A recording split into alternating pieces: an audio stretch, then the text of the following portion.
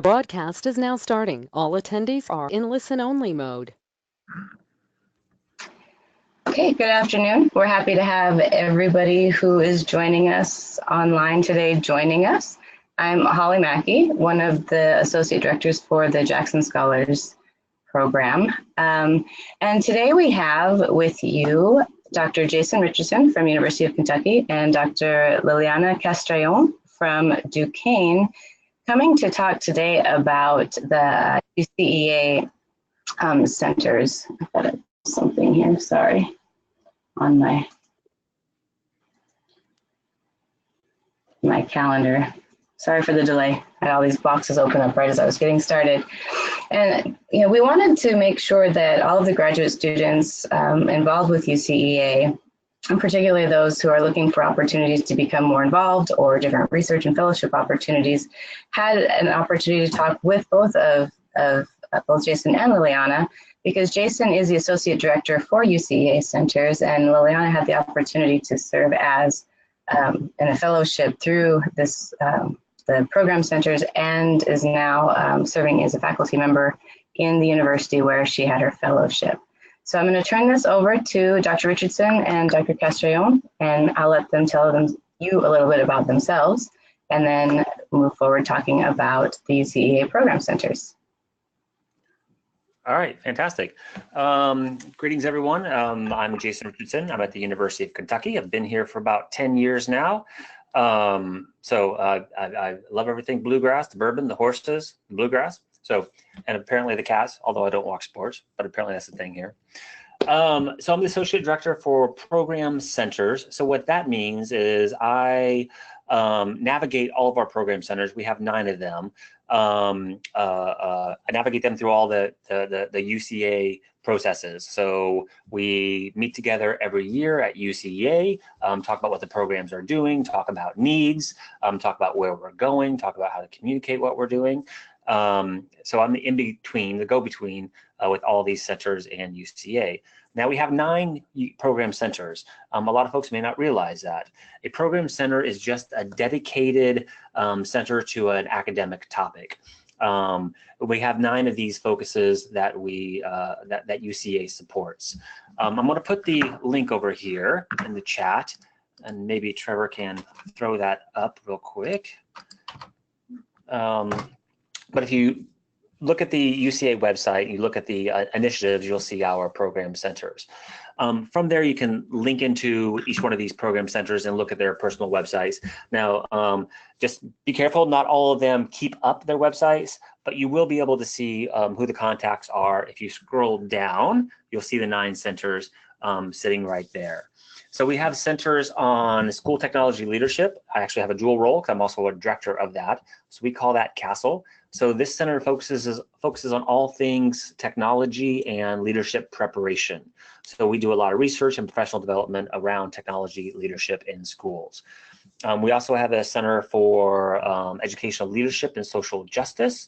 That one focuses on social justice issues. They hold an annual conference on social justice. The Consortium for Study of Leaderships and Ethics also has a collaboration with UCEA, and they're hosted right before the UCEA conference. And it's focused again on ethics. That's CSLEE. You'll see that in all over the UCEA web page and through our brochure. So if you're interested in ethics and school leadership, that's the center for you. School law. Looking at how legal issues impact school leadership, being that the superintendent or the principalship. The National Center for the Evaluation of Educational Leadership Preparation and Practice. This is a big national center that exists even outside of UCEA that focuses on how do we evaluate principal preparation programs. So how do we know what's good? We have the Center for the Study of Academic Leadership. That one focuses on higher ed leadership, so chairs. So how do chairs then navigate the nuances and the struggles of principal preparation programs? So looking at leadership of leadership, if you will.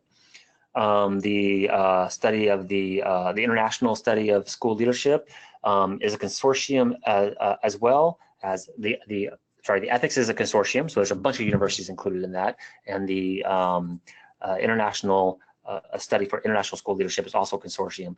They work a lot with our British arm, if you will, BELMAS, the British Educational Leadership Management Administration Society. If you're interested in trying to understand how leadership looks, what leadership looks like on an international scale, that's another group that you might be interested in, BELMAS. And then we have the Center for Superintendency and District Governance. So if you're looking at the step above the principalship, that's the other center that we have. So there's 9 of those. You're more than welcome to click through there and see who the leaders are and what their scopes are. And if they have websites, you'll be able to peruse that. So the purpose of this webinar is to flag up some opportunities for students to engage deeper in these program centers. So like I said, these program centers are an academic focus, but we also try to integrate our graduate students into the workings of these programs.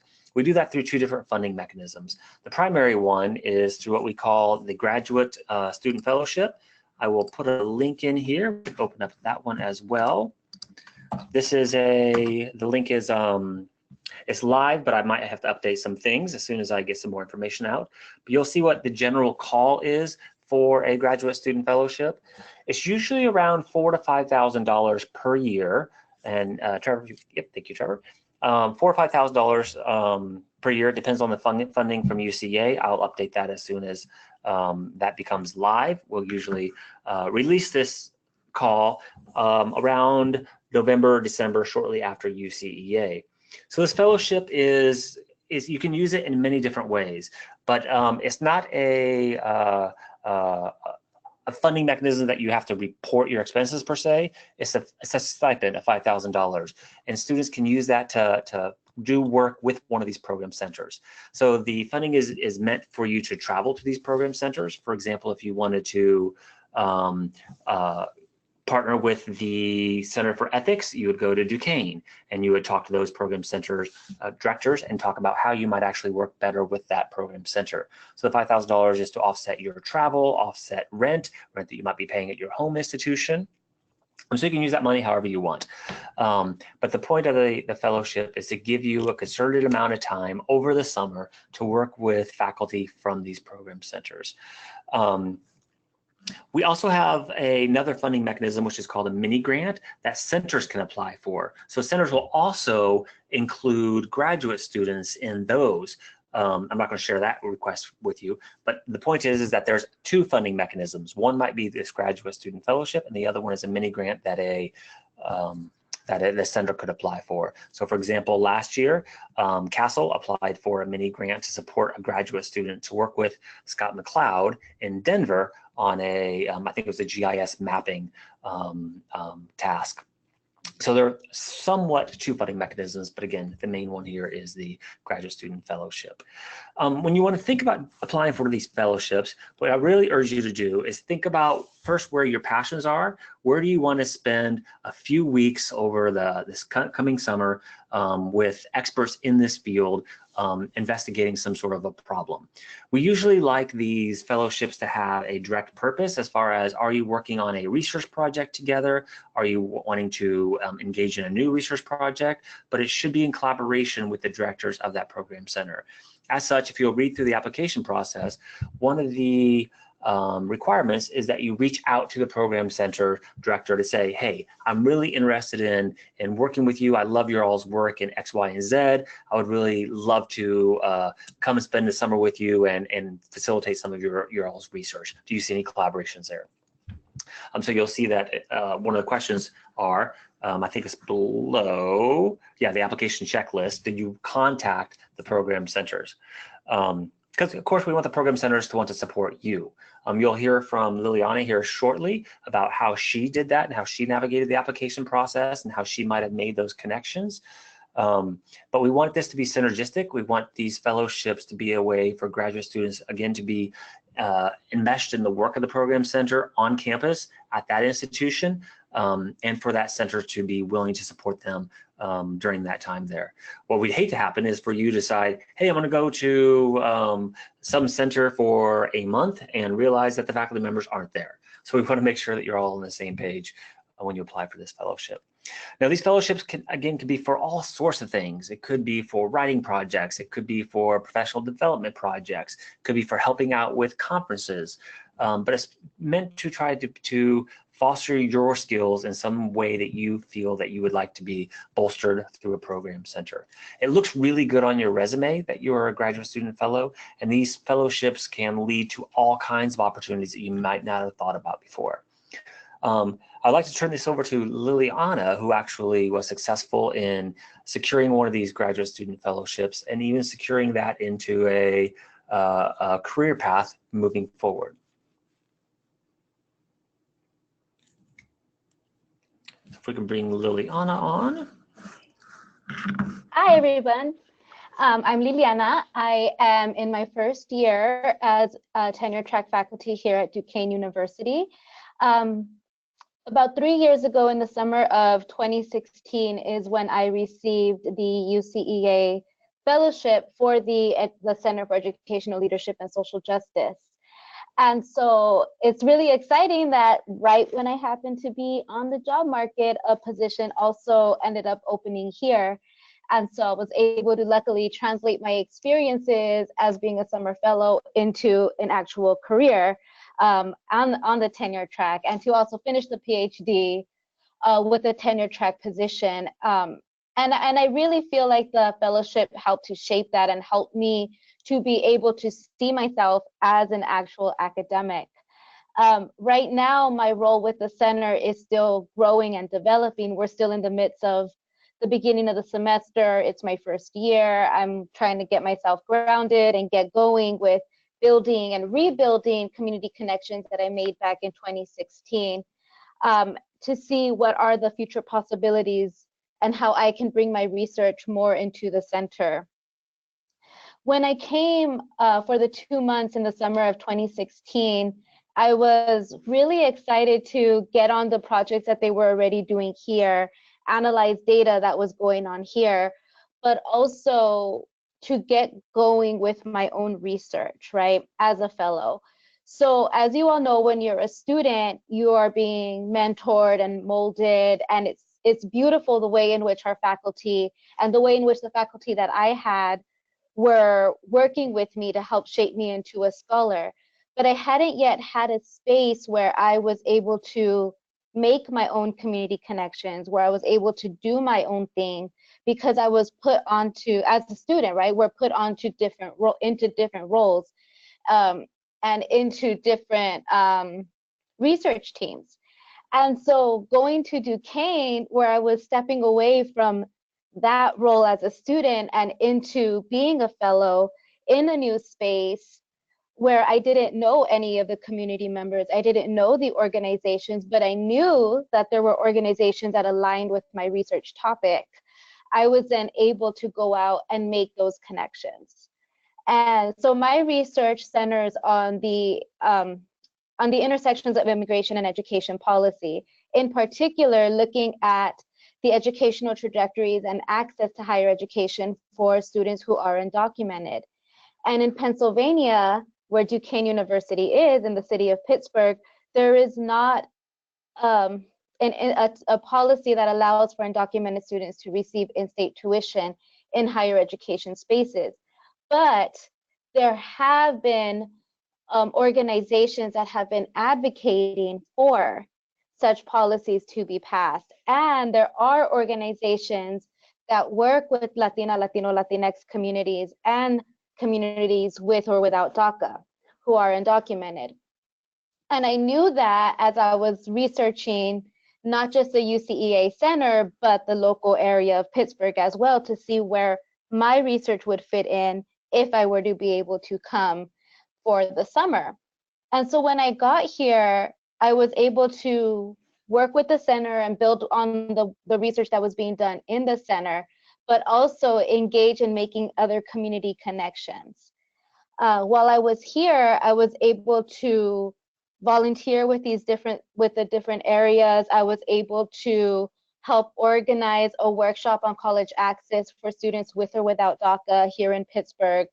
Help with a a weekend where we were doing DACA applications and helping kind of organize the renewals of those and the application process, helping people organize their stuff, their paperwork that they needed.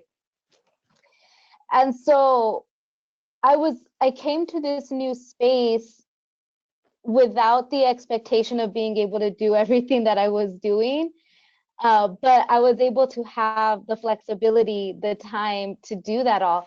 Not only was I able to be really active in the community as well as meeting faculty here at Duquesne, I was also able to work on my own papers that I had put aside. And 2 of those manuscripts turned into publications that I was working on when I actually had the space and resources. So for example, while I was here as a graduate student, I had my own office. I had beautiful technology that I could use. And that for me really aided in that, right? Really gave me that space and time to do the work that I wanted to do and focus on that.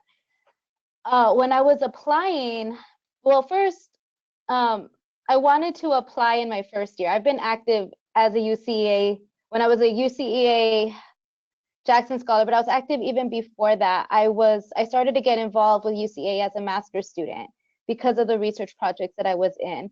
So I was familiar with it, and I learned about these fellowships when I was in my first year as a doctoral student, as a PhD student. And I reached out to one of my faculty members and I asked him, because I really wanted to apply, and I asked him if he thought it was a good idea. And he told me to wait. He told me to wait at least until my 2nd or 3rd year so that I would be able to better articulate my research, to have a research agenda, to know exactly what it was that I wanted to do, how I could contribute to the center, how the center could contribute to my goals, etc. And I'm really happy that I did wait, because by the time I applied and by the time I went, I was already working on my dissertation proposal. I already had ideas of what it was that I wanted to do. I already knew by this point for sure that I wanted to start the tenure track, that was a goal that I had for myself. And so for me, waiting, I ended up going right before my 3rd year. I could have waited another year, but I'm happy I went when I did, because it also gave me that time to really fold in my work with the center. Future conferences of UCEA, I did present with some of the faculty members from here. I also continue to maintain in contact with these faculty members, with the 2 faculty members that I was working closely with. And I was also able to continue thinking about how I could see myself at this point actually going elsewhere, actually doing, leaving myself open on the job market to wherever it was. Because if I could do it as a doctoral student and make those connections at that time, I knew I could do it in the future. And so when I was on the job market, talking about the UCEA Fellowship and all my applications was something that I highly made sure that I did, because it really helped to kind of show that extra little bit of that extra note on my CV, right? And that extra experience that I had. Let's see.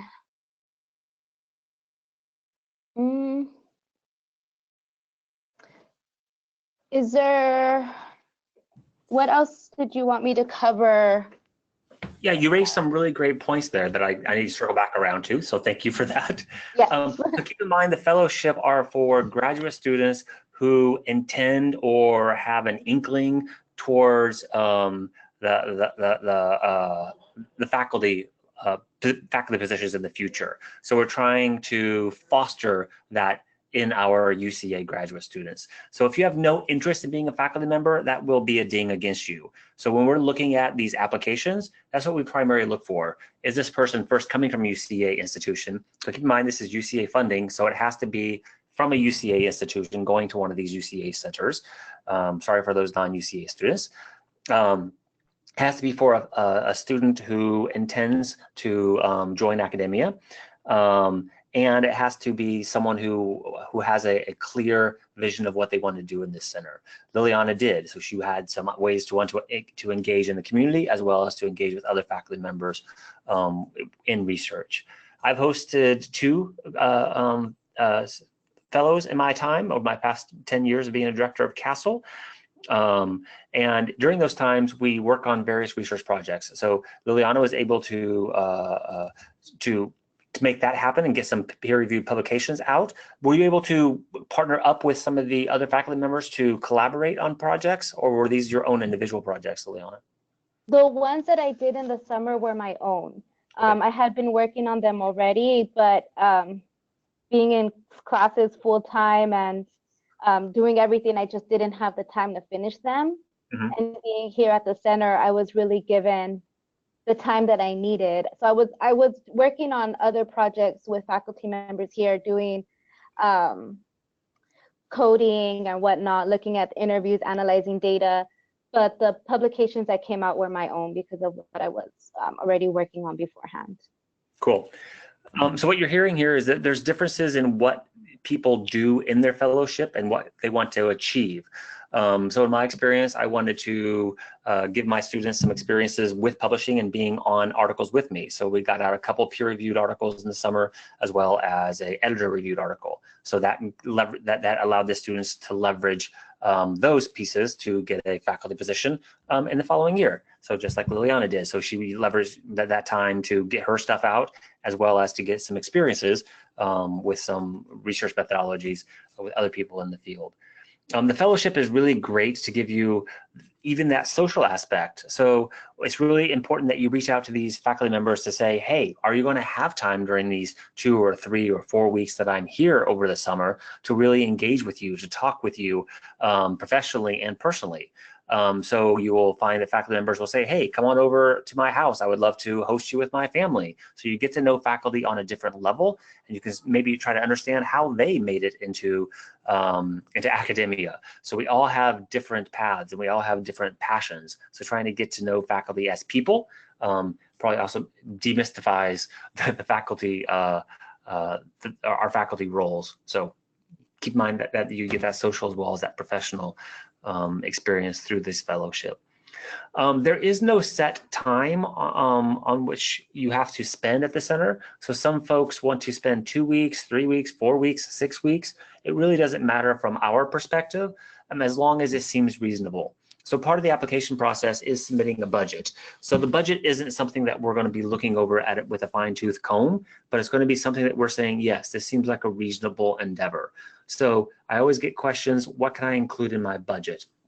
Well, you can include your rent back home. You can include the rent at your new place, your temporary place, if you will, your Airbnb or your couch surfing, or whatever you want to do. You can include your flight, your mileage, your meals, things of that sort. Maybe some technology tools that you use this money for. Those are some items that we're A-okay with. Yeah, and it should be reasonable expectation. We don't want folks to bite off more than they can chew. So if you say, I'm going to spend 8 weeks there. Well, you probably can't use this money for 8 weeks at another institution, especially if it's something like San Diego. That might be a little bit pricey for you. So do some due diligence to try to price out how long, how expensive it would be for you to spend to be at this institution for an extended period of time. But you do have to be at an institution. I get this question every year. Can I just work with this faculty member via Zoom or WebEx? No. The expenses are meant for you to spend one-on-one, face-to-face time at that institution. So Liliana, how did you hear about the fellowship application and when? So where should people be looking if they're interested in this? I got the email. It was sent in an email.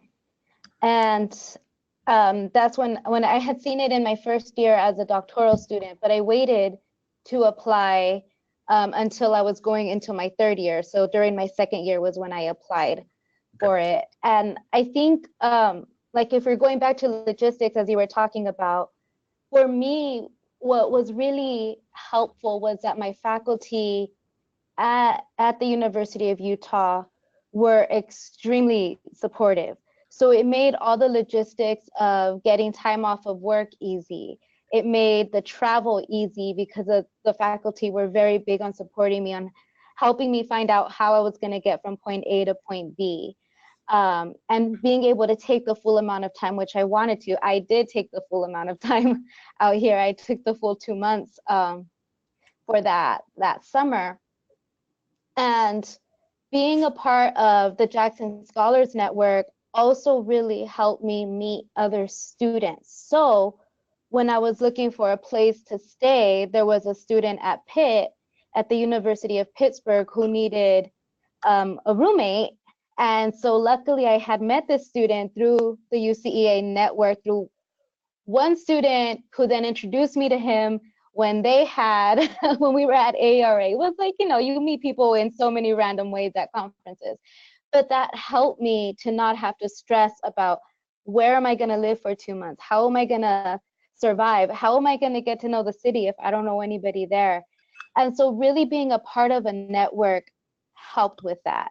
And given that it is that the institution you'll go to is, of course, a UCEA institution, there'll also be that faculty support there. And it is important to reach out to the different faculty before you start the position, because given that it's summer, the faculty might not be there. But if they know that you're going to be around, they'll make an effort to still find a way to meet with you, hopefully.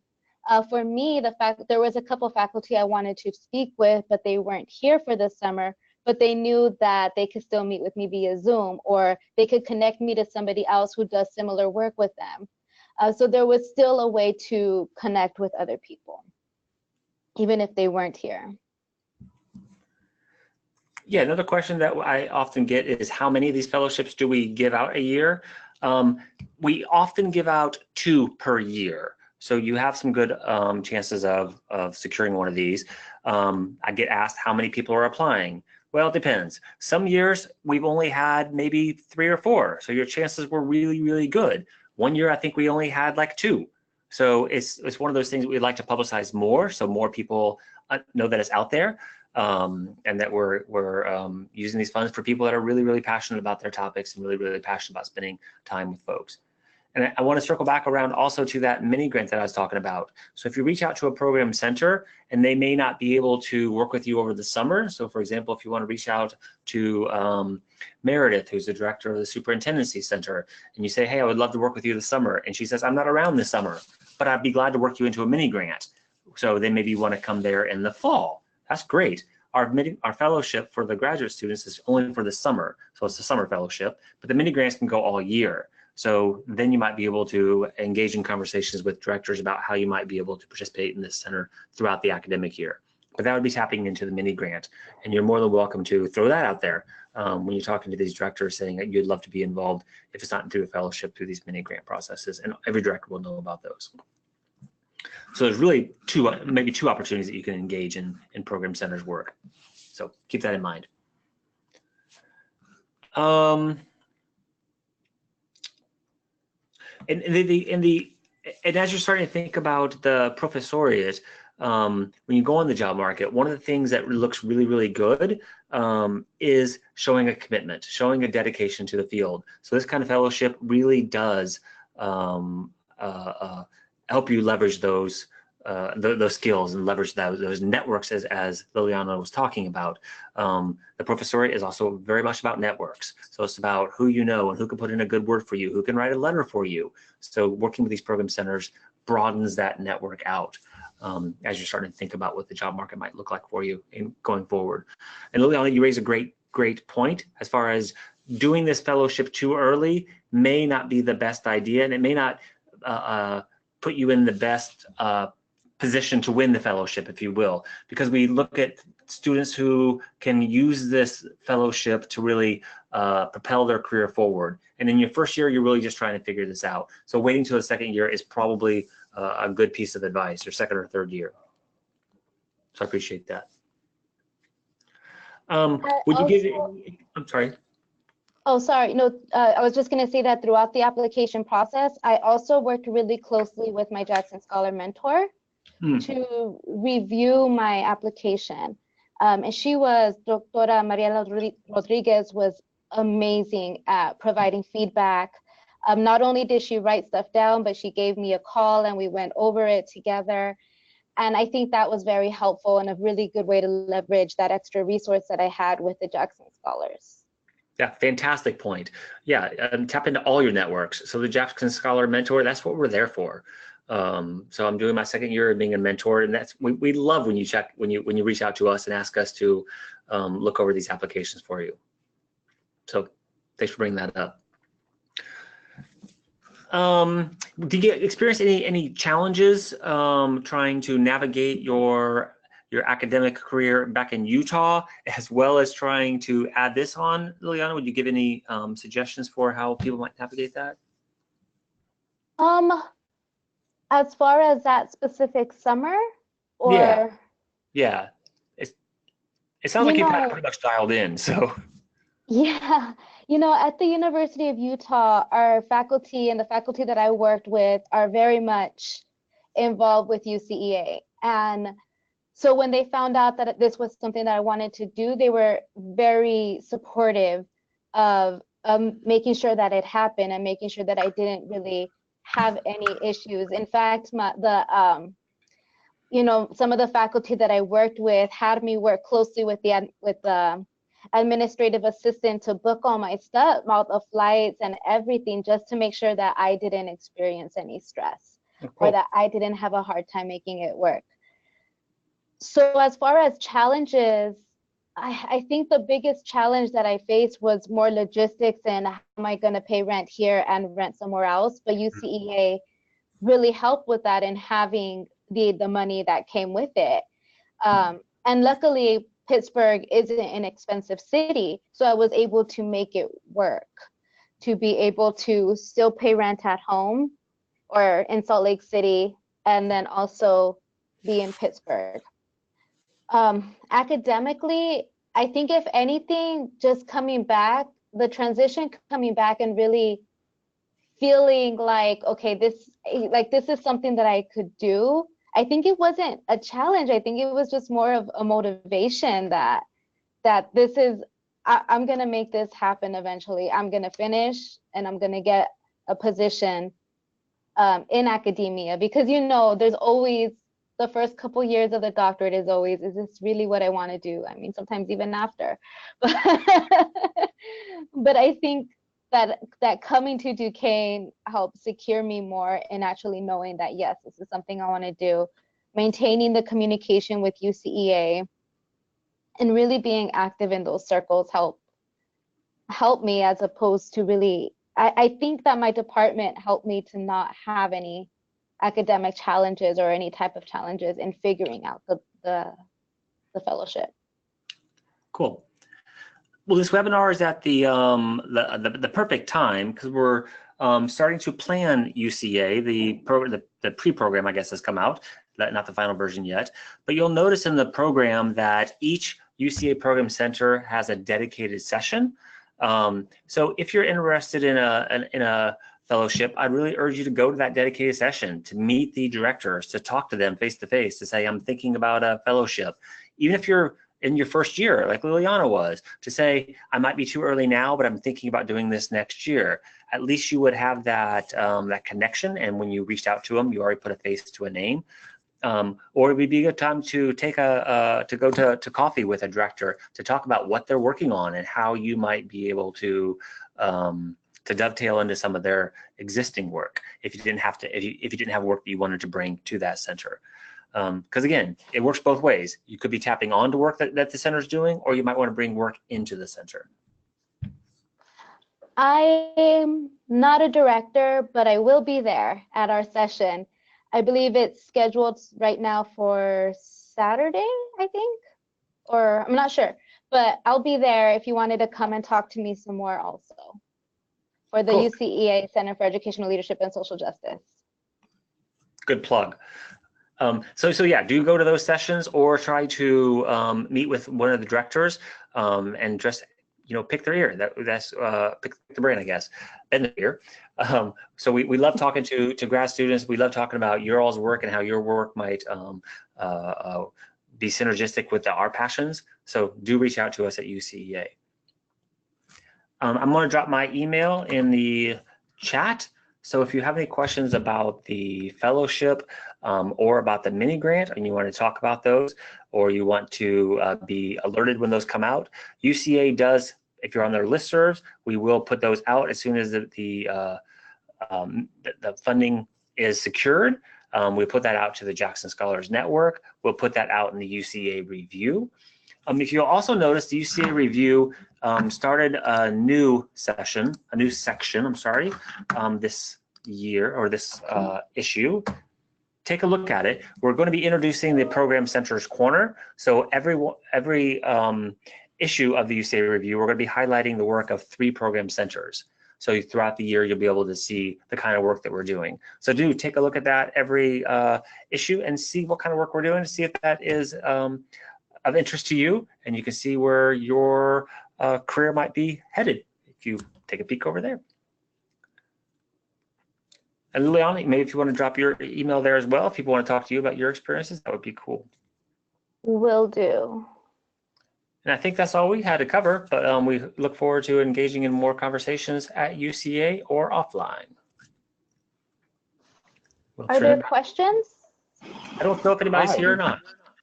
I do have a couple questions that maybe one of you or both of you could chime in on. One of the questions is, are international students eligible for the fellowship?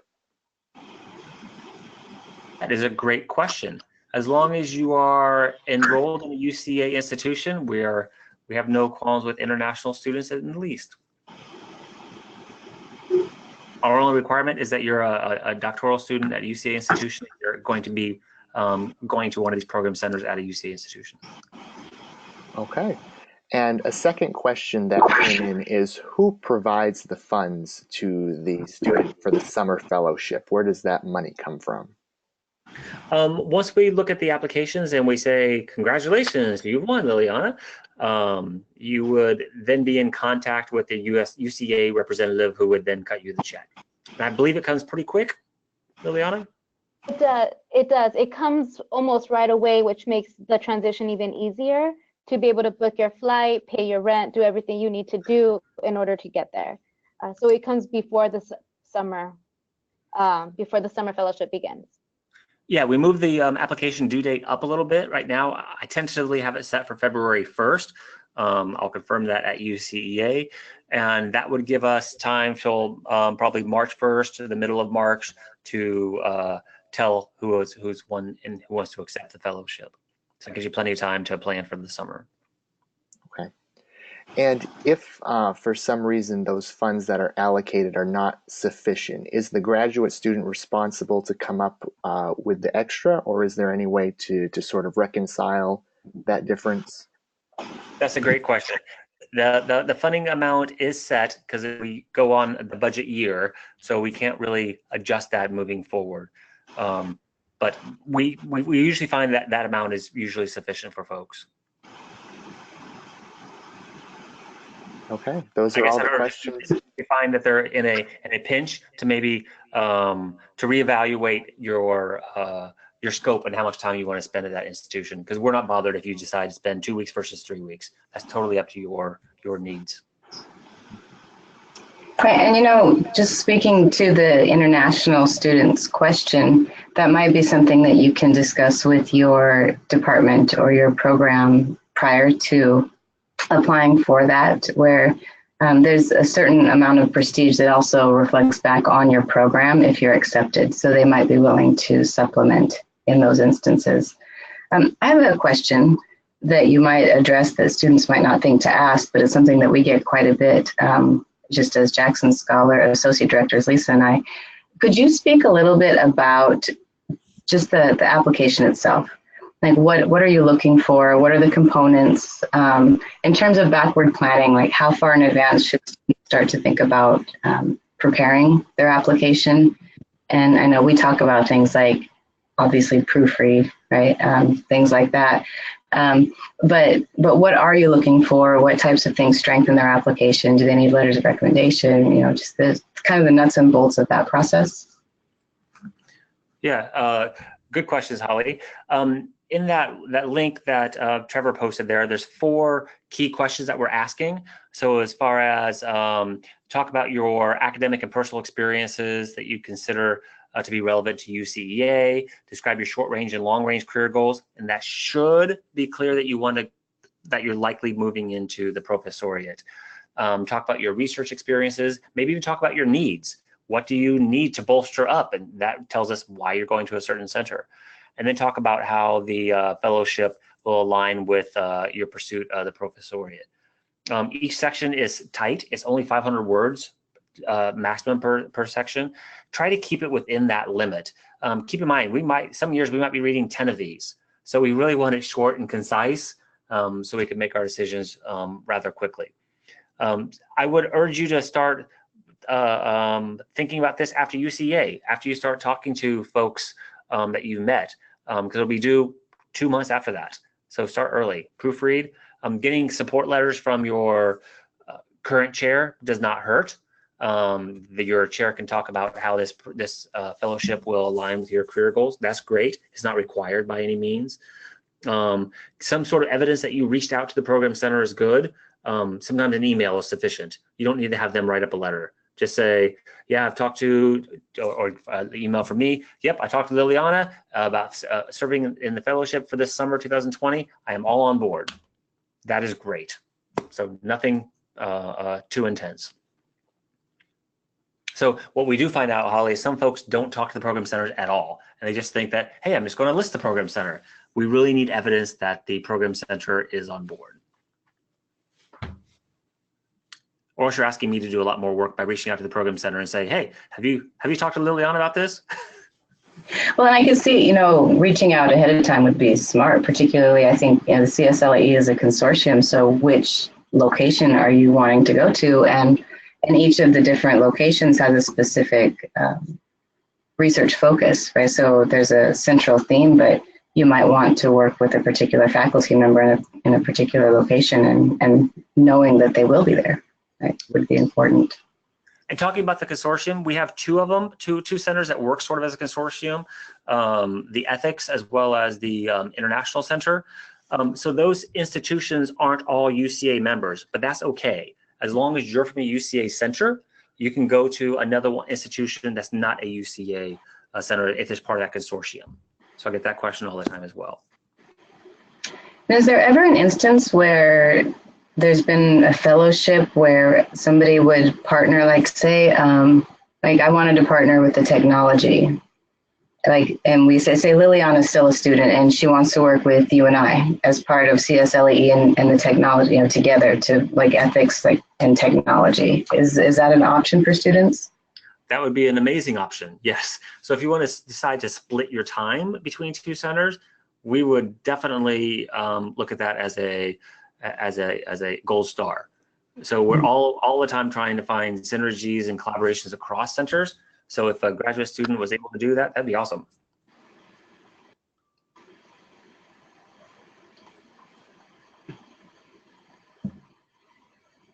So I've got my things going. So yeah, we have a few more minutes here. I don't know if you had anything else you wanted to add.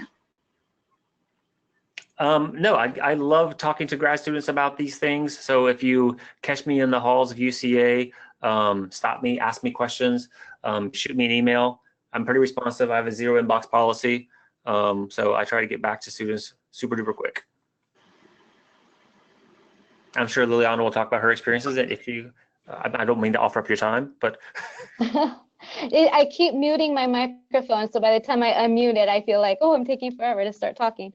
But also, yeah, if you wanted to know more from my perspective, coming as having been a graduate student with the summer fellowship, entering the job market, and then ending up at the actual institution, I'd love to talk about it more. I'm going to be at UCEA, so I can answer your questions via email. I can meet with you for coffee or whatever it is to talk more about it, because it's a long story that started years ago and continued till now, and just keeping that legacy up hopefully would be nice to have. more students. I mean, not just ending up at the actual institution, but using the fellowship as leverage to how it is building your CV, building your experience into academia, into the faculty tenure track positions, if that's, you know, where it is that you're headed, which for the fellowship, it is preferred. So, yeah, just a number of ways I think that the centers are helpful. Networking, obviously, is a big one, where you get to not only collaborate and work with like-minded people, but then you have a support network, right, that gets built in as well. And then publication opportunities, presentation opportunities, ways to work differently and meet people that you might not have met. But then even thinking through, like, potentially, you know, getting a job, right? And getting that tenure track position that you didn't really necessarily have any guarantee, because we know that the market is tight.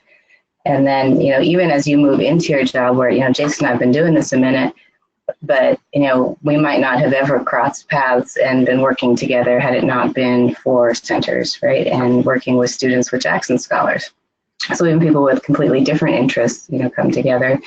And then, you know, Liliana might not have been on a webinar, right? And had an opportunity this early in her career to be doing something like this if it weren't for working with centers, being, you know, in a fellowship, and then also being a part of Jackson Scholars and getting involved in graduate student activities. So there's just a number of ways that getting involved at whatever level you can is really important. And even if that is just having conversations, because you have to be proactive and say that you want these opportunities.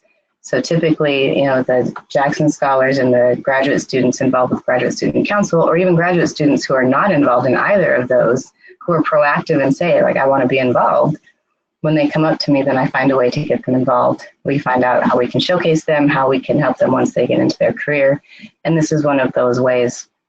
And if you want to get more involved, right, contact Jayson, contact Liliana, find me and Trevor. We can connect you with who you need to be connected with. I always encourage students who might be a little bit shy or might not think that they're honestly wanting you to contact them, right? We'll walk you right over and we'll drop you right in front of either one of them or any faculty member at UCEA.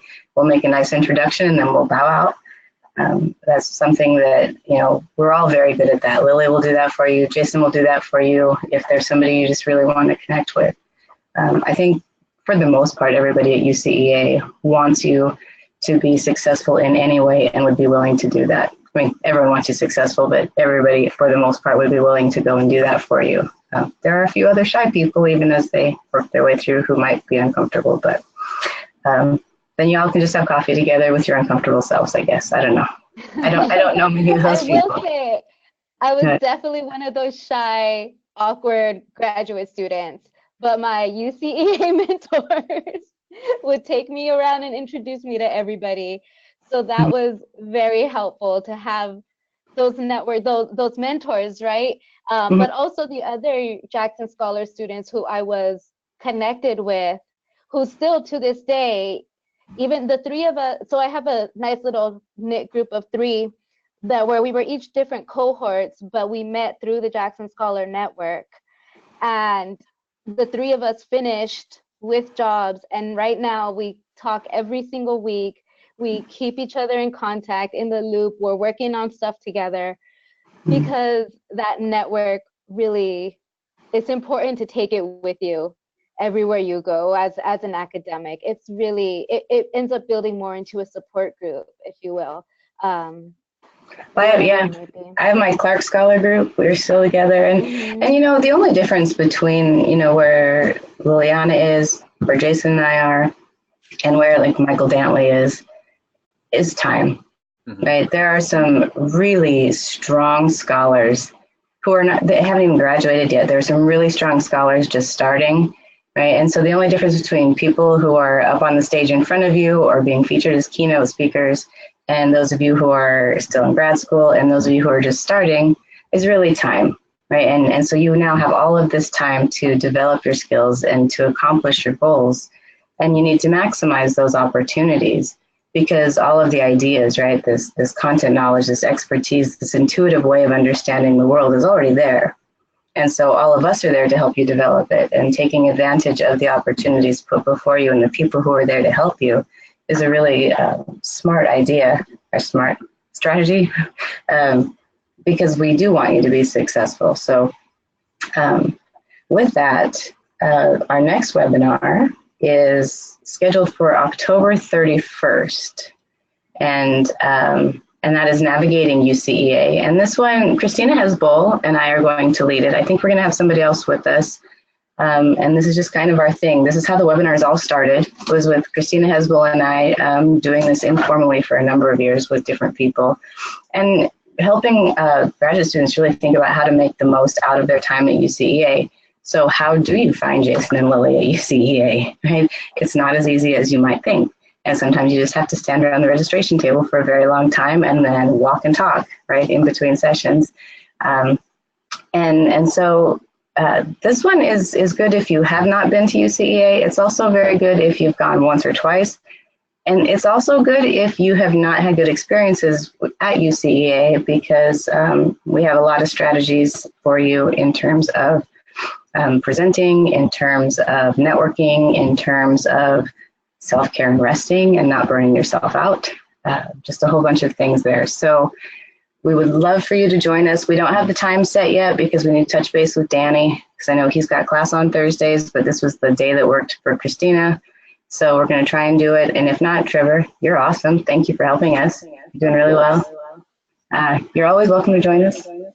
But certainly want to thank Dr. Richardson and Dr. Castrellón, because without people willing to come in and talk to graduate students, this would not be successful. So these webinars really help fill in the gaps, right, on some different content areas for graduate students at UCEA, and help them get an idea about what's going on and where they can plug in. You know, with mentorship, it's a family, right? It takes a village to mentor a doctoral student into graduation and beyond. So thank you, and we look forward to seeing everybody in October. Thank you all. Thank you, everyone. Bye.